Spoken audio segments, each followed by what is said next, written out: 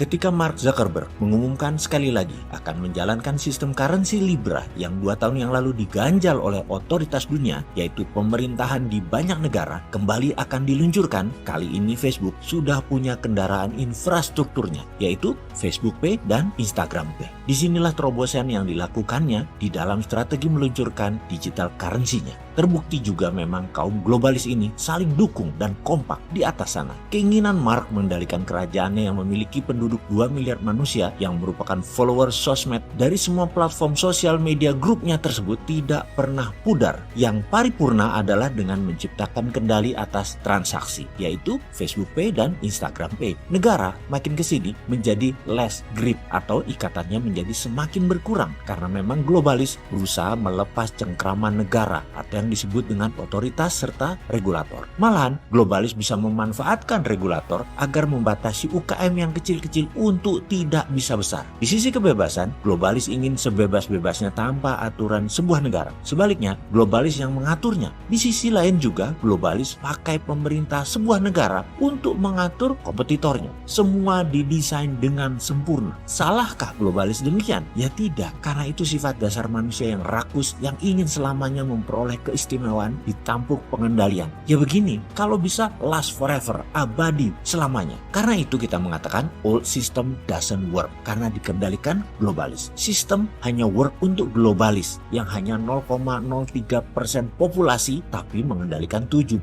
manusia yang mereka itu disebut kelompok controller atau sang pengendali dengan filosofi globalisnya. Dan 3% populasi manusia ternyata memegang kekayaan 90% yang disebut kelompok the have. Sungguh, musuh umat manusia itu ada 3. 1 kemiskinan, 2 kebodohan, dan ketiga globalis yang ingin semua orang selalu bodoh dan miskin. Jadi, kebodohan itu by system. Pemiskinan itu by system. Dirancang dalam jangka panjang oleh globalis atau mereka yang menciptakan keuntungan sebesar-besarnya untuk kelompoknya. Ada pertanyaan sederhana. Bisakah globalis lepas dari Tiongkok untuk barang hasil produksi manufaktur mereka? Jawabannya hampir tidak mungkin. Karena sejak 30 tahun yang lalu memang Tiongkok adalah toolsnya globalis. Itulah mengapa Tiongkok bisa melawan IMF dan berani membangun aliansi baru dan menjadi negara tercepat pembangunannya dalam 30 tahun terakhir. Kemudian ada hal yang paling sering kita katakan bahwa the last best land on earth yang menjadi target globalis adalah Indonesia. Karena sumber bahan baku yang diproduksi dari dan oleh Tiongkok semuanya ada di Indonesia. Strategi mengikuti Tiongkok menjadi berbahaya buat kaum nasionalis seperti kita. Namun bagi para naga globalis ini adalah solusi.